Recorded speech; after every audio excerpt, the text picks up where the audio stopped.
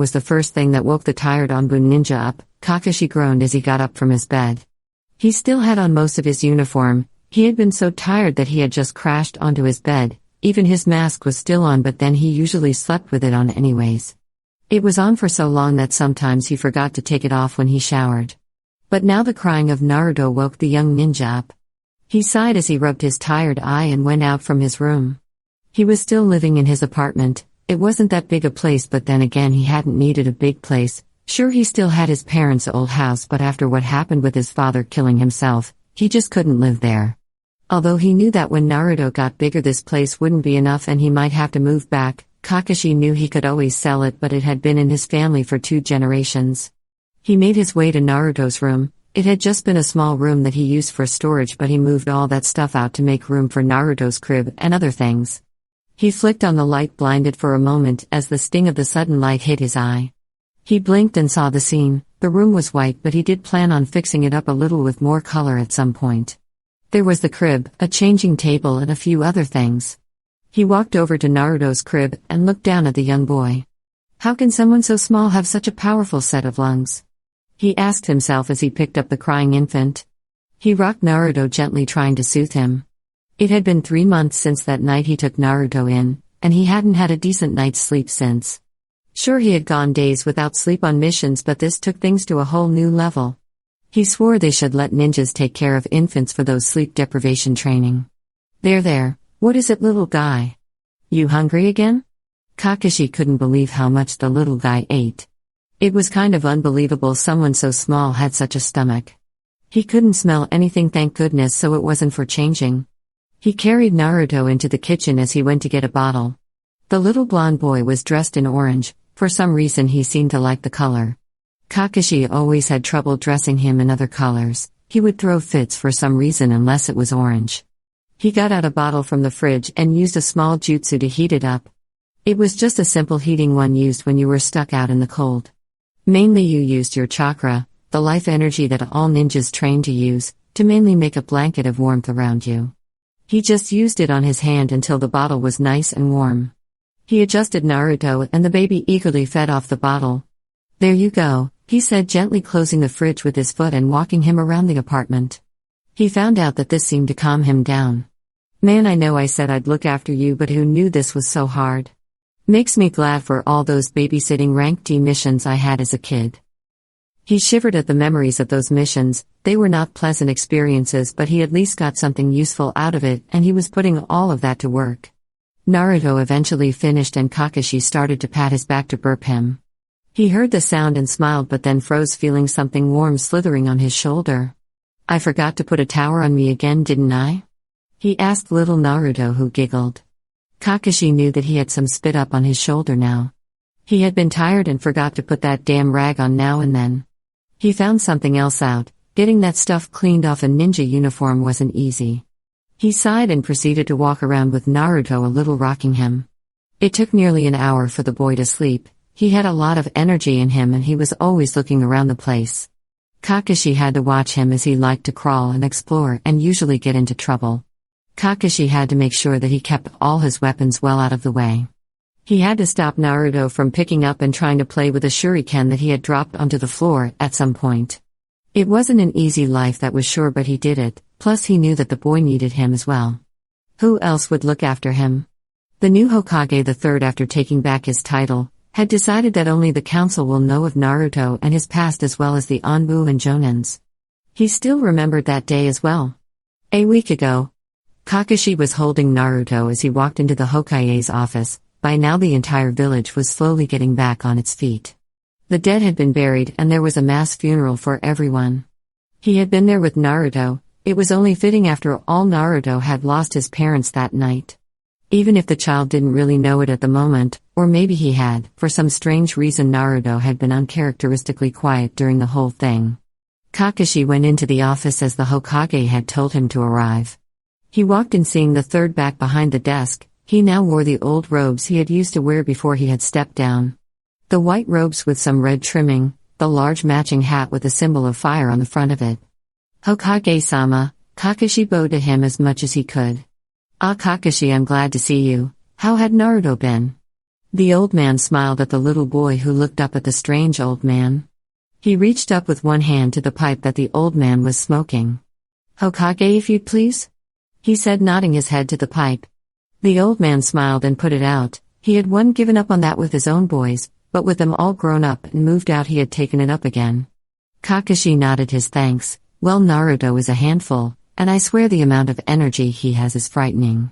I never knew a baby could wear you out so much so fast."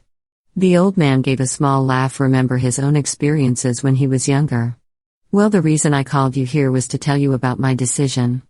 I had to tell the council about Naruto, his full heritage as well as the demon sealed away inside of him." Kakashi sighed. "Didn't go well, did it?" "No, it didn't." He rubbed his temples from the headache that he got from that. "At least there were a few of the more reasonable ones.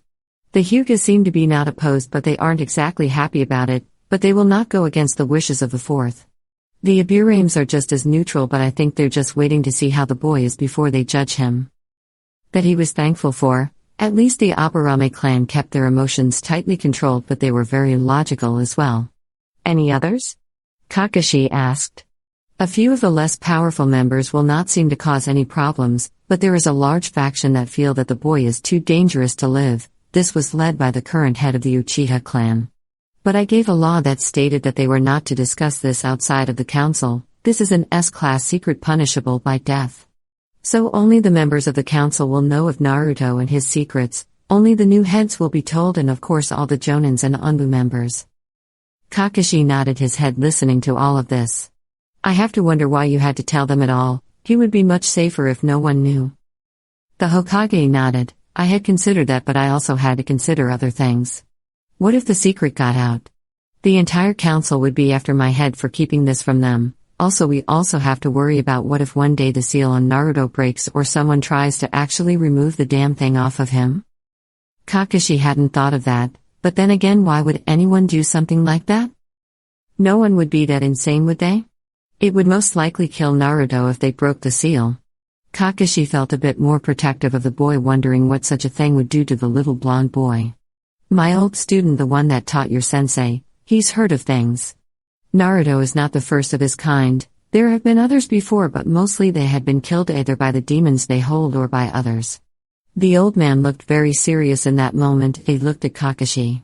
"There have been whispers of something brewing, rumors mainly that he was a bit concerned over. There have been lately someone or more than one person looking into people like Naruto. Vessels for demons. In fact, an ancient scroll of such things was said to have been stolen recently from the village of Mist. So there could be a threat, but he's still looking into such things, as he is looking for other things that are of concern as well." "Oh? What else is going on?" Kakashi asked. "You are aware of Orochimaru's new status as a missing name, correct?" he asked, and Kakashi nodded. "Well, one girl, Anko, is missing. She was training under him and disappeared soon before we found out about what Orochimaru was doing." The old man sighed and closed his eyes, still remembering the horrors he had found in that basement room. To think one of his own students capable of such evil things, he felt like he had failed his student in some way. "We are searching for her, but we don't know if she knew of his status when she left or not. So my other student Jiraiya is looking for leads for him as well." He leaned back into his chair feeling very tired. This year had been a very dark year, it seems. "We will endure just as we always have, Hokage," Kakashi said honestly, and that made the old man smile just a bit. "But I am worried that not everyone will obey your law about Naruto. Yes, they may find ways around it, but I felt you had to be told, just in case you need to be ready for anything," the Hokage said to him. Present. Kakashi was putting Naruto back into his crib after the baby had gone back to sleep. He pulled the orange blanket over the sleeping form and placed his favorite toy next to him, a small orange fox. He wasn't sure why Naruto had an affinity for the animal. Maybe on some level he knew about the demon fox within him, or maybe it was a slight influence from the demon itself. He hated that last thought. The boy was so innocent, and the thought of him being taken over by that monster actually scared him. Kakashi had lost too much to lose another, and in this time Naruto was becoming an important part of his life. He worried about the little boy, but when Naruto laughed or smiled, it actually made Kakashi happy. Happier than he had been in a while, actually. Plus, little Naruto had an infectious laugh. To think that people could hate such a baby was just stupid to him. He gently ran his hand over the blonde hair. I promise you I'll protect you, Naruto. Across the city, over in another district of the city, in a large area known as the Uchiha district, in the center of it was the main Uchiha home. This was where the main branch of the family resided. It was a very large estate on par only with that of the Hyugas, who were also the rivals of the Uchiha. In the main house, in one of the larger rooms lit by candles, sat many members of the council. At the head of the table was the leader of the Uchihas, Fugaku Uchiha. So we are all in agreement then? The head of the Uchihas asked those around him. He was a tall and powerful-looking man. He didn't show emotion and looked to be the type to demand perfection from everyone around him, especially of his clan. He had gathered those that knew that the Hokage was a fool to allow the vessel of the demon to live on. It didn't matter if it was the will of the fourth to keep the boy alive, or even if he was his son. Personally, Fugaku never really thought much of the fourth Hokage anyway. He had seen that man before he became the legendary Yellow Flash, and he wasn't impressed with him then. So I was little consequence to him if the son of the last Hokage were killed or not. Although we can't take direct action, that doesn't mean that we can take overt actions. He looked at the faces around him. All had eyes of hatred in them. All of them had lost someone precious to them to the demon's attack, and it was a powerful motivation. What can we do then, Fugaku-sama? One of the men asked. We can't make it obvious, or else the Hokage would send the Anbu after whoever was behind things. Another said. Yes, we need someone to take the fall. Another agreed. Yes, we need to find someone with no affiliation that will kill the boy without hesitation, and if possible take their own life to prevent them from talking if captured. Fugaku said. But the problem is finding someone like that, plus with his new father around, it will make things even more hard. Yes, everyone knows of Kakashi. He even has your blood limit, the Sharingan. One of the men stated. Fugaku slammed his hand hard into the table. Never speak of that in my presence. The fact that fool of a friend of his gave him the pride of my clan shames us all. To think that someone outside my clan uses the Sharingan is an everlasting insult to me. If that fool Obito was still alive, I'd kill him myself for what he did. But you raise a fine point. Kakashi is not to be taken lightly, and now he's an Anbu himself, so that makes things even more complicated. What do we do then? One of them asked. We wait. We find someone that we can use against the boy, but we also might have to wait until the boy is older. Kakashi is only an Anbu to stay close to the boy, but once he's old enough, I know that Kakashi would go back into the field. He's that kind of ninja, and he'll take on missions that will have him leave the village, and then we can easily strike at the demon boy. Fugaku said to them all. We shouldn't wait. He should be killed now. Someone spoke up. You fool, there is another reason to wait, he snapped at the man. The more time that goes by, the more relaxed security will be around the boy. Plus, any accident that can happen to him would be more plausible.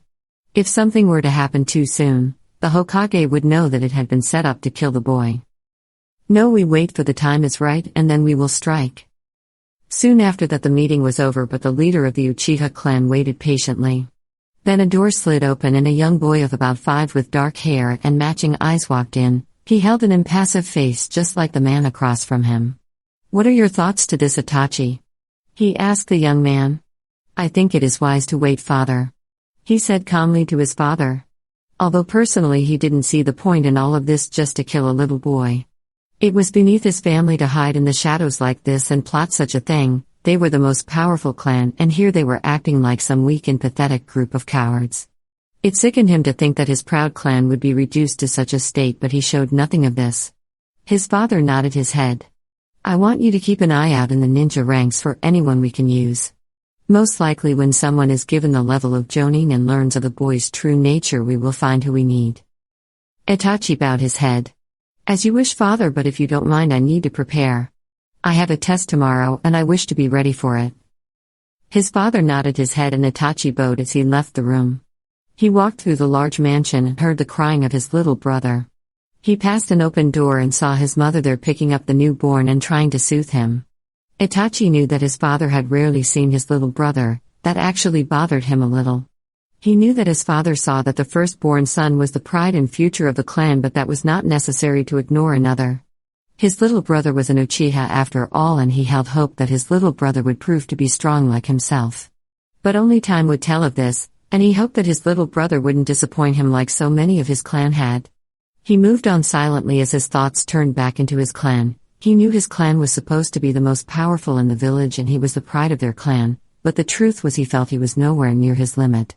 He trained and pushed himself to new levels and always tried to reach the next level. His power with the Sharingan was matched with no one, and yet he still had not obtained its full power. He knew that there were untold of levels of strength and power for him, but he just needed to be shown how to get it. He gave a mental sigh as he got ready. He put those thoughts aside as he thought about his test in school, although he didn't know why bother. He was the best in his class after all. No one was even close to where he was in his skill or intelligence, just as it should be since he was an Uchiha. But still there was no challenge for him there at the school, no one to push him to his limits or beyond. He needed to become the strongest there was in the clan, maybe even the world, but he was not finding anything to help him reach that goal here. Everyone praised him for his hard work, but he never saw it as truly hard. He wanted a way to surpass everyone and everything, to be a true ninja. He wasn't sure how, but he was sure one day he will find his way to becoming the most powerful ninja in the world, and when he found out how to obtain the full power of his Sharingan, no one would stop him.